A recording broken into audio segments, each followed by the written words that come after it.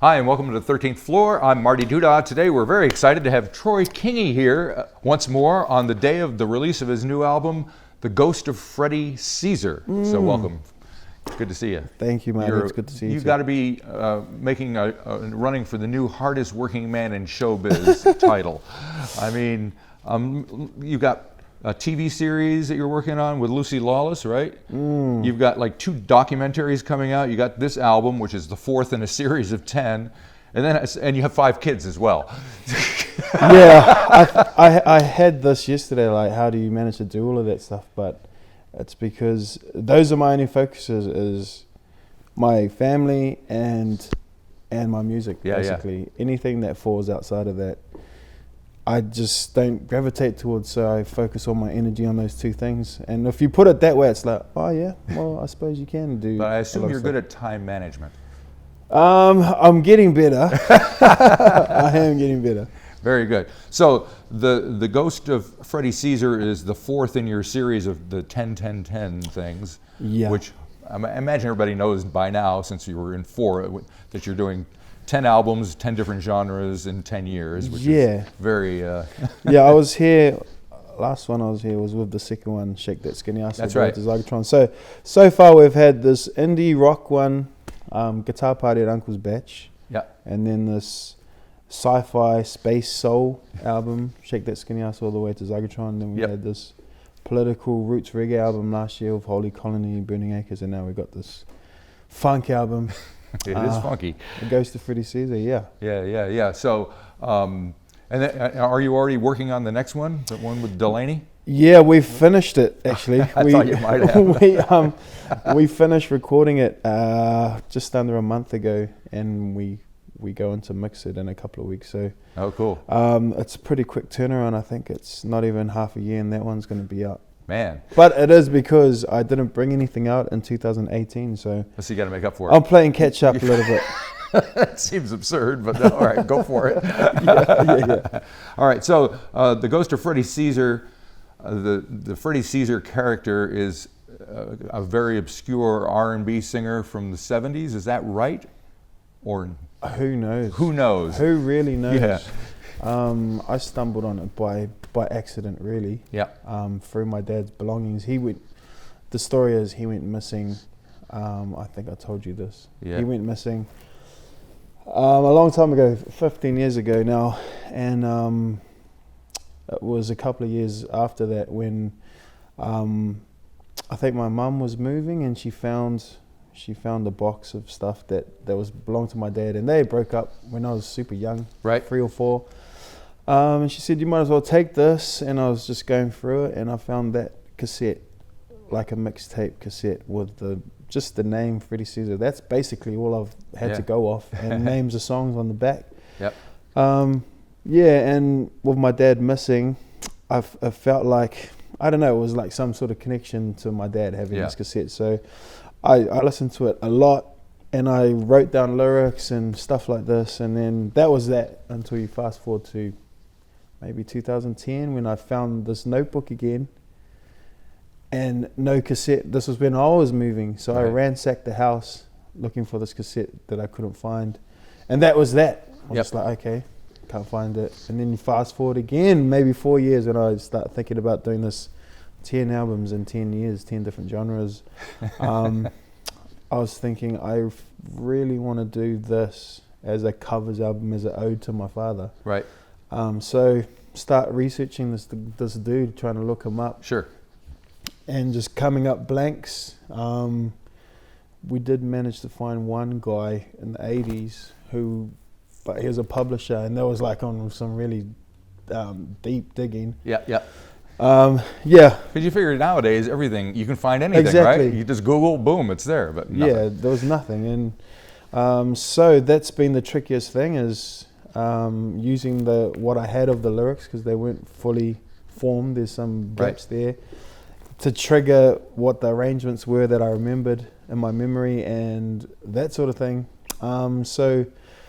I've had to fill in gaps with my own lyrics, trying to figure out what he was talking about and try and fit some of my own stuff in there to help it go seamlessly, as well as trying to create bridges and stuff that I've completely forgotten, because it's been 13 years since I last heard it. Right. Actually heard it. So there's a lot of blanks there. So I've said it a few times. I don't know where Freddie Caesar stops and I begin. Gotcha. Well, it's not a bad place to be, I guess. It's an interesting place to be, I would imagine. And you've made the record with a band called The Clutch. Yeah. So who are those folks? It is the same band that I use every single time. I thought it was. That's one of my favorite things doing these new albums is I get to make up a new band name for each one. But it's the same. I've got the same crew. My number ones, I've always got Marika Hodgson on bass. Sure. My drummer Trey Liu, who played last time I was up here. But we also had two other drummers that played a couple of songs. So I had Iraya Whakamoe, who plays for The Nudge and Fly My Pretties, right. and then also Elijah White, who's up and coming drummer in Auckland, who's just completely insane. Cool. So I had them. Sam Loveridge as well. He played strings. Guy Harrison, he played the trumpet.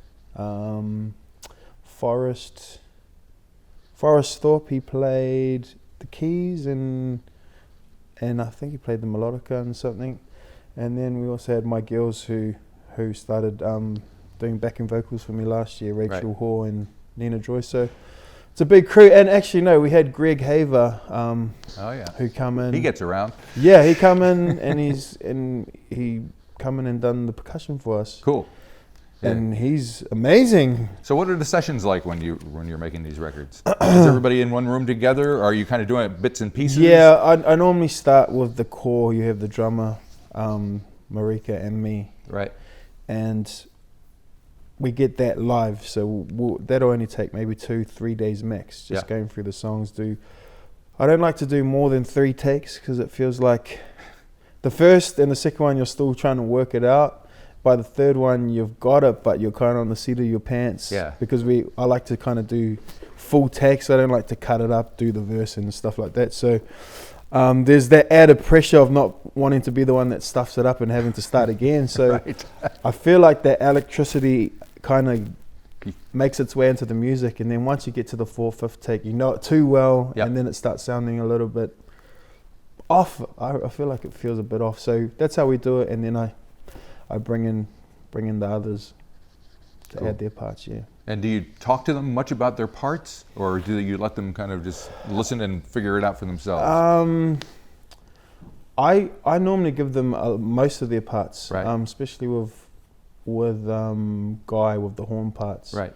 Because they were, well, I'm not sure if they were the parts in the music, but from what that's the thing, you have these mind battles like, I think this is what I heard, or am I just making this up right now? So I gave them a lot of the horn lines, but then I also like to give them room to embellish them and bring their own musicality to it.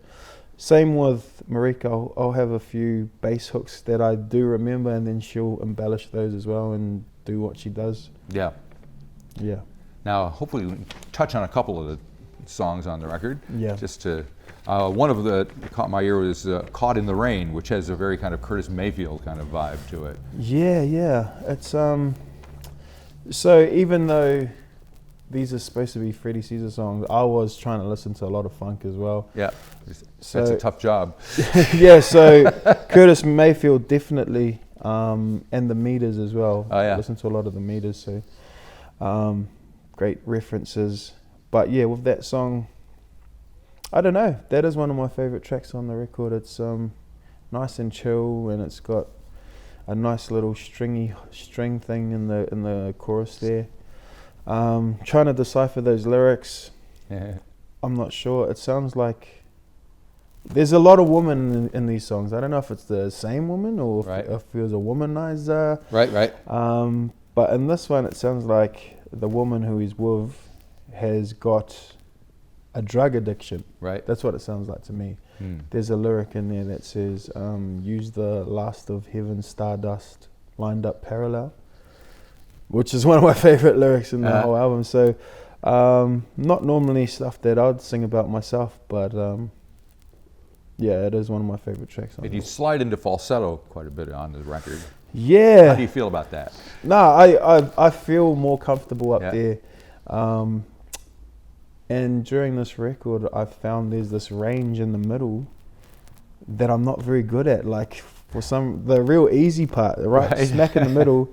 My voice doesn't really like that, and it seems to kind of crack. And I'm really comfortable up the top, and not so much down the bottom. I can't really hit low notes either. Now on the track "King of the Powder," there's a pretty wild guitar thing happening at the end there. Yeah. What's going on? Is that you playing? That's just me doing. I don't know. That's nothing to do with Freddie says. I think I ended up putting maybe 5-6 different effects on my guitar and just going ape on it. Yeah, that is a bit of a crazy one. Good on you. And Skylegs Jackson, you're kind of almost preaching, and it's, you reference Nixon and Vietnam, but still there's kind of like this sexy element to it. Yeah, how do you do that? I don't know. That was the trickiest one because I recall when I last listened to it, because it wasn't singing and there was no melodies in the singing, right? I don't think I took on the actual musical arrangement. So the whole musical arrangement for that I had to completely make up, and I actually used the bass line from Holy Colony from a slower song, Pseudo Ego, right? Just sped it up, and it works really well in there. But also having to put on this accent, only because it was really strong. I remember it being really strong, and I was going to get one of my American mates to come in and do it, but COVID kind of just closed. So I was like, so I'm going to have to put on my bad accent and try and pull this off. Well, I didn't notice it, so Yeah, cool. You're an actor as well. Yeah. So how much do they cross over when you're singing and you're taking on a role like? Yeah, well, there's a song, First Take Strut. Right. When I actually wrote their names down on when I was doing the lyrics, it's only called First Take, but I was listening to the meters a lot. Sissy Strut, right? Yeah, Sissy Strut. There's a few struts. Yeah. So that's why I added strut to it. But I couldn't decipher a lot of those lyrics when I was writing down the words to it. So the only ones I could pick out were the chorus words. So I just ran with the first take element. And at the time I was filming this film that comes out, the film Toke comes out. So I was using my experience in the film industry and trying to get first takes when you're in front of the screen, in front of the camera, as my inspiration for the lyrics to kind of working with what I think Freddie was trying to do. So yeah, that feels like one of the closest ones to my vibe. And I also even wrote the interlude wasn't part of it. I wrote that part in particular so I could have Nico come and sing that outro for me, because I really wanted to work with her for the last couple of years. She's super young. She's only 18. Oh, jeez. But you hear her voice and you know why you want to work with her. It's just one of the purest voices you've ever heard. And everyone when I show them that song, they're like, oh my God, who is this crazy voice at the end? So yeah, I try to, I don't know if you know the Marlon Williams song, Nobody Gets What They Want. Sure. How it's got that little interlude that just breaks off at the end. I kind of use that as my inspiration. Oh, cool. Okay, just going to write this thing at the end that kind of just goes off on a tangent. And that little section feels like one of the coolest parts I've ever written, actually. I really like it. So when you write, because I can't even understand how you have time to do any of the stuff that you do. So do you have to get into a space to write this stuff? Yeah, with all the albums, I haven't really been out of my comfort zone as far as like, I write them all at home. Right. I can't write or do anything until the kids are in bed. Right. Daytime is for my family, and then after hours is for my craft. So I'll shoot to my little studio at the back and just start fleshing stuff out. I'm pretty systematic on the way I write. It's not like all of a sudden I'll get this big burst of like inspiration and I have to go write a song. If hooks and stuff like that hit me, I'll just put them on a voice memo and just keep them there for later. So Right. I do go into writing mode. I got stuff to draw from. Yeah. So, and for you, how has the lockdown been? You're up north, right? Yeah. It took a couple of weeks to get used to it, but I've got 5 children, so You're not really locked down. Yeah, You're surrounded.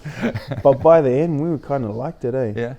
The kids didn't want to go to school, and I Sure. didn't want them to go to school. We just loved being in each other's company. So, as far as musically, I feel like I kind of slowed down a little bit, but I was doing a few collaborations and stuff, just having jams of bouncing tracks back and forth with my mates. So I did have that, but I wasn't really thinking about it. I was just enjoying time with my family, really.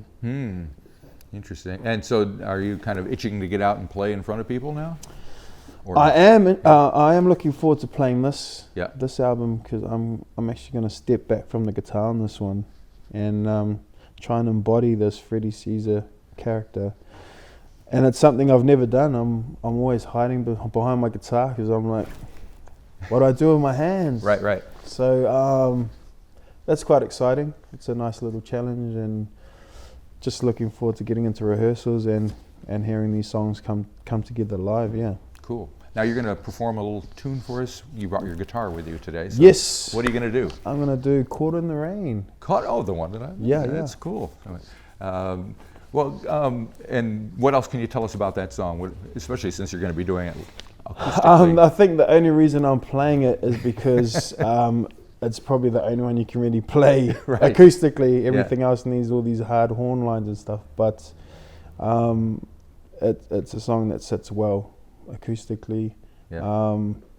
It feels like a love story, but like I said, it also feels like addiction as well. So Right. I can't speak for this dude that I've never met before, but Right. it's a cool song. I'm sure it is. I know it is. Well, thank you very much for coming around, especially on the Sure. day that the record is released. You must have tons of places that you have to be at. Nah, but, there's nowhere else I'd rather but be it's- than right. Oh, thank you. That's very nice of you to say. But yeah, good luck with everything. Choice. And we'll hopefully see you on stage sometime. Yeah, soon. thank you, man.